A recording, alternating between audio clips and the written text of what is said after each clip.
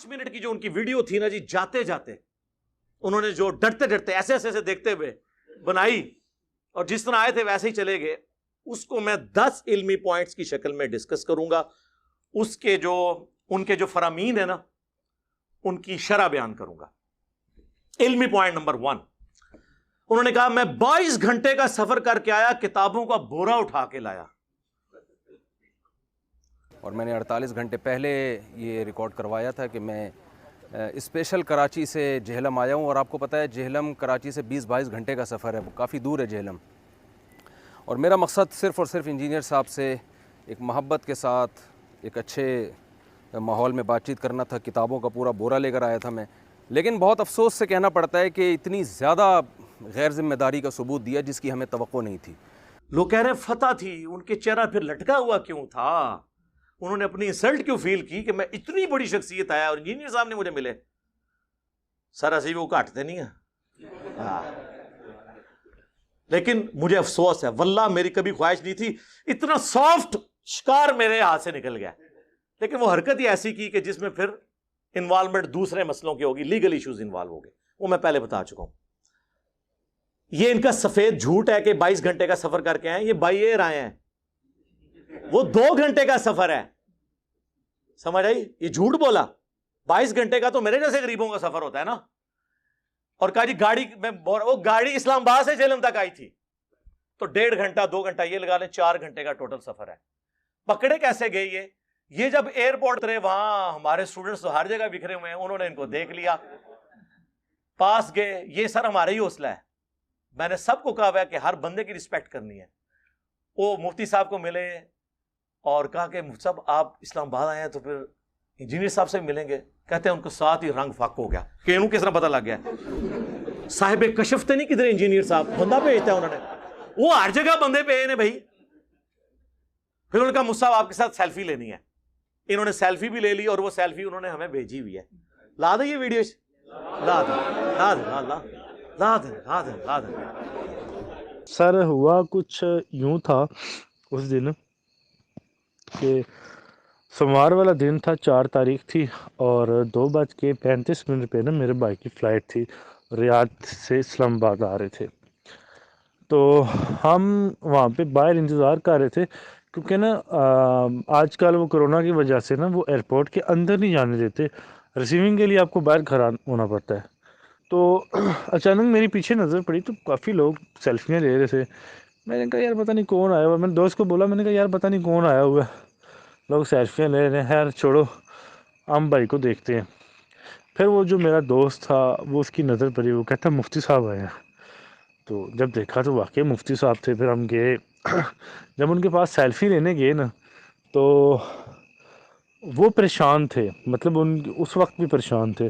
ان کا پریشانی اس وجہ تھی، وجہ یہ تھی کہ جو بندہ ان کو لینے آ رہا تھا نا وہ نہیں تھا پہنچا، کیونکہ وہ اس کا انتظار کر رہے تھے. اس کو بار بار فون ملا رہے تھے کہ بھئی تو کدھر ہے. تو پھر ہم نے سیلفی لی. اس کے بعد ہم نے کہا جی آپ انجینئر علی مرزا صاحب سے بھی ملنے آئے ہیں، تو کب آ رہے ہیں اکیڈمی؟ تو پھر ان کو تھوڑا سا ان کا اور چہرہ ڈاؤن ہو گیا، تو ان کو پتہ چل گیا کہ یہ کہ اسٹوڈنٹ تو نہیں ان کے. پھر ہم سے انہوں نے سوال کیا کہ آپ اکیڈمی جاتے ہیں؟ تو ہم نے کہا جی ہم جاتے ہیں اکیڈمی. تو پھر جب انہوں نے یہ سنا نا تو ان کا چہرے کے تاثرات اور زیادہ چینج ہو گئے، مطلب کہ مطلب ان کا چہرہ ہی الگ ہو گیا. تو پھر ہم میرے ساتھ جو دوست تھا نا وہ کہہ رہا ان سے مزید بات کرتے ہیں، مطلب نا آپ. تو پھر وہ میں نے کہا یار چھوڑو، بحث کا ٹائم نہیں ہے ادھر، پھر خواہ مخواہ کوئی تماشا بنے گا تو مقصد نہیں ہے. تو بہرحال یہ ہے کہ علی بھائی کا جب انہوں نے نام سنا اور اس کے بعد ان کے چہرے کے تاثرات چینج ہو گئے، مطلب ان کے ذہن و گمان میں بھی نہیں تھا کہ مجھے کوئی ان کا اسٹوڈنٹ ملے گا. اصل میں مسئلہ ان کا یہ ہوا کہ وہ ایئرپورٹ کے باہر آ گئے اور جو بندہ ان کو لینے آنا تھا وہ ابھی تک پہنچے ہی نہیں. اس کو لگاتار وہ فون کر رہے تھے. تو بہرحال ان کا یہ سین بن گیا. تو پھر تھوڑی دیر بعد مطلب ہم وہاں پہ تھوڑی دیر کھڑے ہوئے، پھر ہم واپس آ گئے بائک کی. تو میں نے کہا یار یہ نہ ہو ہمیں بھائی دیکھتا آ رہے ہم ادھر کھڑے رہے. پھر کافی دیر بعد ان کا وہ بندہ آیا کوئی لینے کے لیے، پھر اس کو ملے، پھر اس کے ساتھ چلے گئے. بہرحال ہم سے یہ مسٹیک ہوئی ہے کہ ہم آپ سے رابطہ نہیں کر سکے، آپ کو بتا نہیں سکے. اس کی وجہ یہ تھی کہ ہمیں یہ ٹینشن تھی ہم نے نیچے جانا ہے، بھائی پتہ نہیں کس راستے سے اوپر آ جائے. وہ ہمیں ڈھونڈتا رہے ہیں، میں ان کو ڈھونڈتا رہا ہوں. موبائل ان کے پاس سم بھی نہیں ہے پاکستان والی. تو بہرحال پھر وہ اس ٹینشن میں ہم نیچے چلے گئے، انتظار کرتے رہے تقریباً بھائی جا کے تقریباً 4:25-30 منٹ پہ باہر آئے ہیں، کیونکہ وہ کرونا ٹیسٹ وغیرہ ہو رہے تھے. پھر ہم وہاں سے نکلے، ہم نے واہ کینڈ جانا تھا، وہ بھی ٹینشن تھی. پھر واہ کینڈ چلے گئے، وہاں سے پھر واپس آئے، اسلام آباد جانا تھا. پھر ہم تقریباً رات 12 بجے پہنچے، بس اس ٹینشن میں تھے. اور پھر وہ ہمیں یاد نہیں رہا بتانے کا، بس ہماری یہ مسٹیک ہوئی ہے.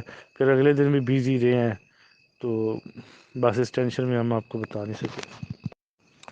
اصل بھائی نا پتہ کیا، وہ ان کا یہ سین تھا نا، ان کے یہ تھا کہ میں جو ایئرپورٹ سے نکلوں گا نا تو ساتھ ہی گاڑی میں بیٹھ کے تو اللہ حافظ، مجھے کسی نے دیکھنا نہیں ہے. وہ بیچارے اتنی دیر کھڑے رہے جناب، فون پہ فون، فون پہ فون، فون پہ فون، اس کو ملا رہے ہیں کہ یار تو کدھر ہے، کب آئے گا. تو وہ کافی لیٹ بندہ پہنچا. تو پھر یہ تھا کہ میرا جو ساتھ دوست تھا نا وہ بھی علی بھائی کا لسنر ہے. تو اس نے نا مجھے کہتا کہ یار آؤ ان سے بات کرتے ہیں، ساتھ ویڈیو بناتے ہیں. تو آپ ویڈیو بنانا میں بات کروں گا ان سے نا. تو میں نے اس کو منع کیا، میں نے کہا یار چھوڑ، ابھی یہ ٹائم نہیں ہے، ان کا موڈ بھی کچھ آف سا ہے دفعہ کا. اور یہ اصل میں مجھے یہ تھا کہ پراپرلی آپ لوگوں کے ساتھ رابطے میں ہیں اور آئے ہیں، اور آپ سب کو پتہ ہوگا. تو اگر مجھے اس چیز کا علم ہوتا نا تو میں فوری رابطہ کر لیتا. مجھے اس چیز کا علم ہی نہیں تھا. یہ تو بعد میں مجھے پتہ چلا کہ یہ تو کوئی فلم اور ڈال کے چلے گئے ہیں. اور پھر ساری سچویشن جو میں نے پیچھے دیکھی ہے، پھر اس کی کہانی کی مجھے سمجھ لگی کہ یار یہ اتنے ایئرپورٹ میں کھڑے اتنے پریشان کیوں تھے کہ بندہ کب آ رہا ہے. حالانکہ ان کی تو فین فالوئنگ اتنی زیادہ تھی ایئرپورٹ پہ جناب، کبھی کوئی ادھر سے آ کے سیلفی لے رہا ہے، کبھی کوئی لے رہا ہے. تو حالانکہ بندے کو خوش ہونا چاہیے کہ یار میرے اتنے زیادہ لوگ چاہنے والے آئے ہیں، تو خوش ہونا چاہیے تھا. پر ان کے تاثرات ہی الگ تھے. کیوں الگ تھے؟ وجہ یہی تھی کہ مجھے کوئی علی بھائی کا اسٹوڈنٹ نہ دیکھ لے، تو آگے تک بات نہ چلی جائے. بھائی یہ تو بعد میں پتہ چلا جب انہوں نے یہ سارا ڈرامہ کریٹ کیا. تو پہلا جھوٹ یہ کہ 22 گھنٹے کا سفر نہیں، 2 گھنٹے کا سفر. دوسرا یہ ساتھ ہی اس کے یہ جو انہوں نے کہا کہ بورا لے کے ہوں کتابوں کا، سر قرآن و حدیث سے دلائل دینے کے لیے بوروں کی ضرورت نہیں ہوتی. یہ بابوں کی کتابوں سے حوالے دینے کے لیے بوروں کی ضرورت ہوتی ہے. یہ تو ایک موبائل کے اندر حدیث کی کتابیں آ جاتی ہیں، اور قرآن کے یہ کتابیں وہ دوسری لے کے آتے ہیں، حدیث کی نہیں لے کے آتے. تو بورے کی تو ضرورت ہی نہیں تھی. آپ اپنے عقائد المحند علی المفند جس کا تعارف شریف اینڈ پہ میں کرواتا ہوں، اور حضرت معاویہ رضی اللہ تعالیٰ عنہ کا خروج خلیفہ راشد مولا علی رضی اللہ تعالیٰ عنہ علیہ السلام کے خلاف، آپ اگر امیر شام کی حمایت کرتے ہیں تو اس کو قرآن و حدیث سے ثابت کریں نا، بابوں سے تو ثابت نہیں کرنا. علمی پوائنٹ نمبر 2، میں محبت بھرا پیغام لے کر آیا تھا انجینئر صاحب کے لیے. یہ محبت بھرا پیغام یہ ہوتا ہے کہ آپ جناب جا کے چوک میں کھڑے ہو کے اس طرح ویڈیو بنا کے 48 گھنٹے کا آپ کہتے ہیں 48 گھنٹے کا ٹائم ہے، جناب ڈاکٹر طاہر قادری صاحب کنٹینر تک کھلوتے ہیں سن. یہ محبت بھرے پیغام. بھائی 1 سال سے آپ کا ایڈمن ہمارے ایڈمن کے ساتھ رابطے میں ہے، ہمارے فون نمبرز آپ کے پاس موجود ہیں. آنے سے پہلے حمزہ علی باسی بھی تو آئے ہیں، حسن الیاس ان کے ساتھ آئے ہیں، 2-3 دفعہ ان سے ٹائم طے ہونے کے بعد وہ یہاں پہ تشریف لائیں. ایک طریقہ ہوتا ہے آنے کا، یہ طریقہ ہوتا ہے آنے کا. محبت بھرا پیغام اس طرح لایا جاتا ہے.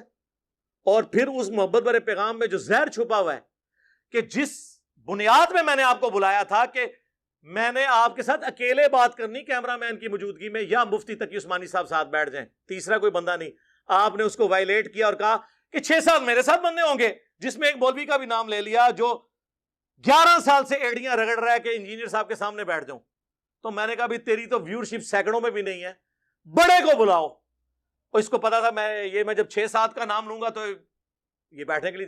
آپ کو میری شرائط نہیں پتا. دوسرا میں نے 1.5 گھنٹہ المحنت میں بات ہوگی، 1.5 گھنٹہ باقی مسائل پہ حضرت معاویہ رضی اللہ تعالیٰ عنہ ٹھیک ہے، وہ تو ہم نے پہلے مانا ہوا ہے، اس کو آپ المہنت کے کھاتے میں ڈالیں کیونکہ آپ عقیدے کا مسئلہ، اور 1.5 گھنٹہ باقی مسائل میں دیوبندیوں کے سارے مان لوں گا فروئی، اگر وہ اپنے عقیدے المہنت والے اور حضرت معاویہ رضی اللہ تعالیٰ عنہ کا مولا علی علیہ السلام کے خلاف خروج کو حق ثابت کر دیں قرآن و حدیث کی روشنی میں بغیر دلیل کے آپ کے عقیدے مان لوں گا.